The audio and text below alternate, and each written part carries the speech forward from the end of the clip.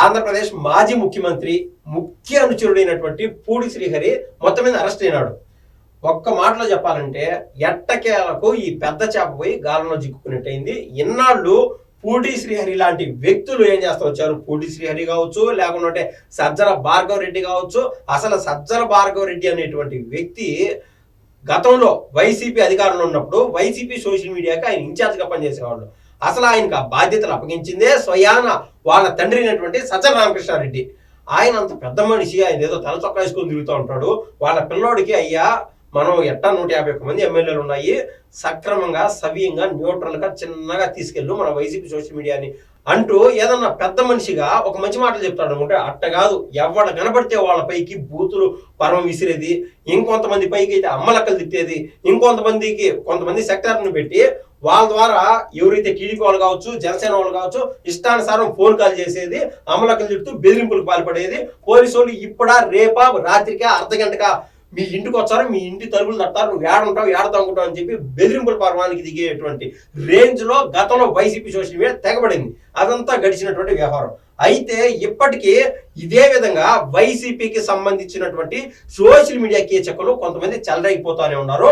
వాళ్ళు ఏ రేంజ్కి పోయినారంటే అసలు నారా లోకేష్ గారు గతంలో చెప్పారు, ఎవరైనా సరే మీకు అప్పగించినటువంటి ప్రభుత్వానికి సంబంధించినటువంటి బాధ్యతలు సక్రమంగా చేయకుండా ఉంటే ఖచ్చితంగా రెడ్ బుక్ లిస్ట్ లో ఉంటారు, వాళ్ళపైన కేసులు పడతాయి, తద్వారా అరెస్టులు అవుతారు, తినినంత కక్కాలని చెప్పి ఆయన రెడ్ బుక్ వ్యవహారం ఆయన మాట్లాడితే ఇప్పటికీ రెడ్ బుక్ ఇంకొకటి అని చెప్పి బూతులు మాట్లాడుతున్నారు వైసీపీ సోషల్ మీడియా వాళ్ళు.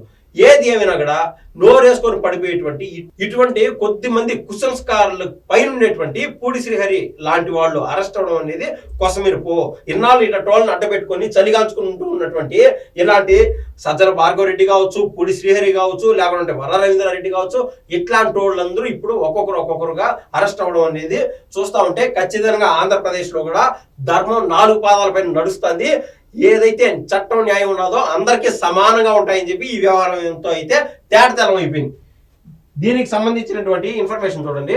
వైకాపా మీడియా వ్యవహారాల ప్రధాన కార్యదర్శి జగన్ ముఖ్యమంత్రిగా ఉన్న సమయంలో చీఫ్ పబ్లిక్ రిలేషన్స్ అధికారిగా అంటే CPRO chief public relations officer గా పనిచేసినటువంటి ఇదే పూడి శ్రీహరి పోలీసుల్లో అరెస్ట్ చేశారు. ఎక్కడ?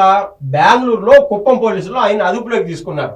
సామాజిక మాధ్యమాల్లో సీఎం చంద్రబాబుపై అనుచిత పోస్టులు పెట్టిన కేసులో వైకాపా మీడియా వ్యవహారాల ప్రధాన కార్యదర్శి పూడి శ్రీహరి, అనంతపురం జిల్లాకు చెందిన వైకాపా కార్యకర్త గుట్టూరు గిరీష్ కుమార్ రెడ్డిలో సుప్రీంకోర్టులో చొక్కెదురైంది. వీళ్ళిద్దరికి సుప్రీంకోర్టుకు పోయి స్టే తెచ్చుకోవడానికి ప్రయత్నం చేశారు. మేము గతంలో తెలియక బూతులు తిట్టాము, మాకు ప్రొటెక్షన్ ఇవ్వండి సారు, మమ్మల్ని అరెస్ట్ చేయకుండా అని చెప్పి అక్కడికి పోయి స్టే తెచ్చుకోవాలనుకున్నారు, బెయిల్ తెచ్చుకుందాం అనుకున్నారు. ఏదేమైనా కూడా హైకోర్టు కూడా ఇప్పుడు కఠినంగా వ్యవహరిస్తుంది. ఎంత ఒకవేళ నువ్వు సోషల్ మీడియా కార్యకర్తవి, right to freedom of expression, right to freedom of speech ఉన్నాయి కదా అని చెప్పి ఇష్టానుసారం అందరికంటే ఎక్కువ వాడేస్తాం, బూతులు తిట్టేస్తాం అంటే అది అవ్వన పని.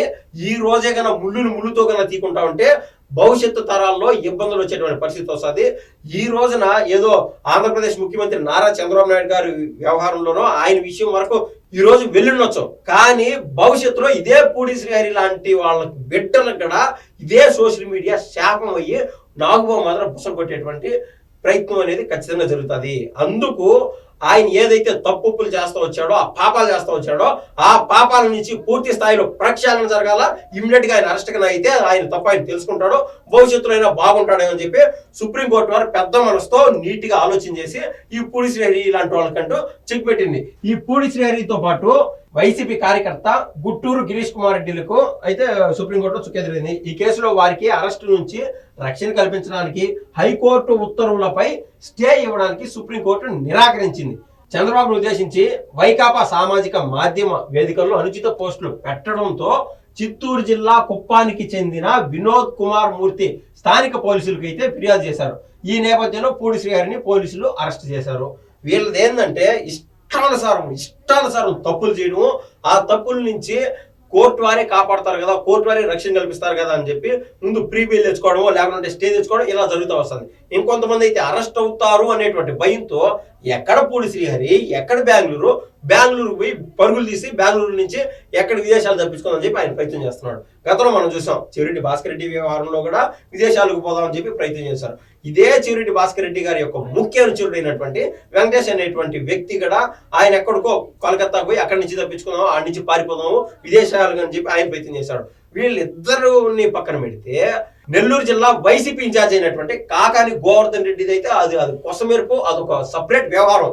ఆయన కొద్ది రోజులు కేరళలో, కొద్ది రోజులు చెన్నైలో, మరికొద్ది రోజులు బెంగళూరులో తప్పించుకునేటువంటి ప్రయత్నం చేస్తా 3-4 నెలలు కోర్టులో బెయిల్ అప్లై చేసుకోవడము, కోర్టు వారేమో తిరస్కరిస్తా ఉండడం, ఇలా జరుగుతూ ఉన్నా కూడా కోర్టు పైన ఏ మాత్రం రెస్పెక్ట్ లేనటువంటి ఇటువంటి వ్యక్తులు ఈ రోజు మరి చట్టం గురించి, న్యాయం గురించి మాట్లాడుతూ ఇదే టీడీపీని, ఇదే జనసేనని ఎండగడుతున్నాం అనేటువంటి స్వయం సంతృప్తిలో ఉన్నారు తప్ప మరొకటి కానంటే కాదు. సో ఇలా తప్పులు చేసేటువంటి ప్రతి ఒక్కరు కూడా తప్పించుకుందాము ఏమవుతుందో మనకేమో ఉరిశిక్ష చేస్తారనేటువంటి అహంకారంతో వీళ్ళు ముందుకెళ్తున్నారు. ఏదేమైనా కూడా ఇట్లాంటి వాళ్ళపైన సపరేట్ గా బిఎన్ఎస్ చట్టాలు కావచ్చు, ఇంకో రకమైన సోషల్ మీడియా చట్టాలు కూడా తీసుకొచ్చి ఇట్లాంటి వాళ్ళని శిక్షిస్తే తప్ప అందులో ప్రశాంతంగా ఉండేటువంటి పరిస్థితి లేదు. ఏమవుతుంది, వీళ్ళు పోయి వేరే ఇంటి పైన రాలేస్తారు, ఆ ఇంటి వాళ్ళు ఊరికే ఉండరు కదా, వాళ్ళు తిరిగి బండరాలేస్తారు. ఇదే వాస్తవంగా జరిగేది. సో ఎక్కడక్కడ సమాజంలో, మన రాష్ట్రంలో కావచ్చు, దేశంలో కావచ్చు, అశాంతి రేకెత్తకూడదంటే ఇలా తప్పు చేసినటువంటి వ్యక్తులు యుద్ధ ప్రాతిపదికన జైలు కంటూ పంపించాలని చెప్పి ప్రతి ఒక్కరు కోరుకున్నారు. కుప్పం మెజిస్ట్రేట్ కోర్టు అయినా జ్యుడిషియల్ రిమాండ్ ను తిరస్కరించింది. కుప్పం కోర్టు ఆదేశాలపై పోలీసులు హైకోర్టును ఆశ్రయించారు. కుప్పం మెజిస్ట్రేట్ కోర్టు ఆదేశాలను హైకోర్టు రద్దు చేసింది. దీనిపై శ్రీహరి సుప్రీంకోర్టు ఆశ్రయించగా అక్కడ కూడా ఊరట లభించలేదు. ఇది ఓవరాల్ గా జగన్మోహన్ రెడ్డి గారి యొక్క ముఖ్య అనుచరుడు పూడి శ్రీహరి వ్యవహారం. ఈ రోజు అంటే ఆయన గురించి మనం మాట్లాడుతున్నాం. మొన్న చూసాం, ఇదే ఆంధ్ర రాష్ట్రానికి ఆనుకున్నటువంటి తెలంగాణలో కేవీఆర్ అనేటువంటి వ్యక్తి ఇష్టానుసారం నోరు తెరిస్తే ఆంధ్ర రాష్ట్ర ముఖ్యమంత్రుల గురించి, ఆంధ్ర రాష్ట్ర ఉప ముఖ్యమంత్రుల గురించి, మంత్రుల గురించి అవాకులు చవాకులు పేలడం, వాళ్ళ యొక్క క్యారెక్టర్ అసోసియేషన్ చేసే విధంగా ఈ మధ్యకాలంలో ముందుకెళ్తున్నారు. ఇట్లాంటి వాళ్ళందరిపైన శిక్షలు పడతా ఉన్నాయి. ఇదే విధంగా కొనసాగాలని చెప్పి ప్రతి ఒక్కరు అభిప్రాయపడుతున్నారు. ధన్యవాదాలు.